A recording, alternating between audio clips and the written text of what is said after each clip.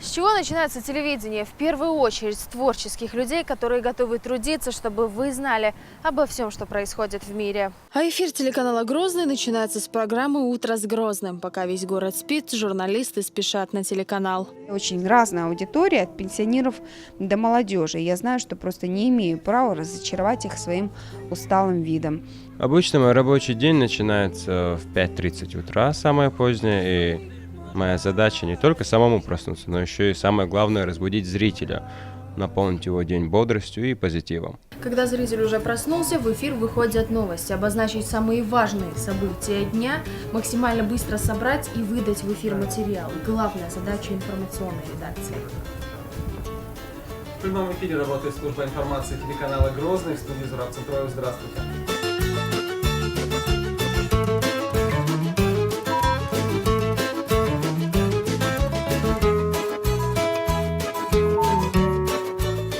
Поиск ответов на самые злободневные вопросы – задача аналитической редакции. Общение с политиками, богословами, депутатами, общественными деятелями и, наконец, простыми жителями республики позволяет авторам программы донести до зрителя мнение всех сторон той или иной проблемы.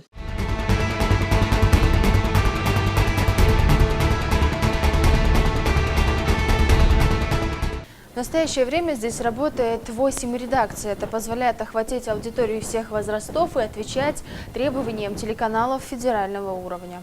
Телеканалу «Грозный» уже 12 лет. Впервые, тогда еще ГТР, вышел в эфир 23 марта 2003 года, освещая ход референдума. С тех пор изменилось многое, если не сказать, что все. Благодаря почетному президенту Рамзану Кадырову у телевидения появились собственные издания, современные павильоны и оснащение, передвижная телевизионная станция, которая позволила транслировать масштабные события в отличном качестве и в режиме реального времени. Техническая составляющая компании на момент начала эфира составляла штат около 40 человек. 2 монтажных стола, 2 видеокамеры, неукомплектованное аппаратное телевидение и радио. И теперь же мы работаем в совсем других условиях. Это новейшие аппаратные телеэфира и радио, централизованный архив, автоматизированное производство программ. Это совершенно другое качество изображения. Телеканал ежегодно налаживает контакты с ведущими телерадиокомпаниями мира, в их числе СМИ Японии, Амстердама, Лас-Вегаса и Бразилии. Сейчас ведутся переговоры с руководством медиахолдинга Евроньюз. Я очень радуюсь тому, что телевидение делает у нас большие шаги вперед. И телевидение, оно постепенно становится авторитетным и во всем мире, и цитируют, и даже большие политики.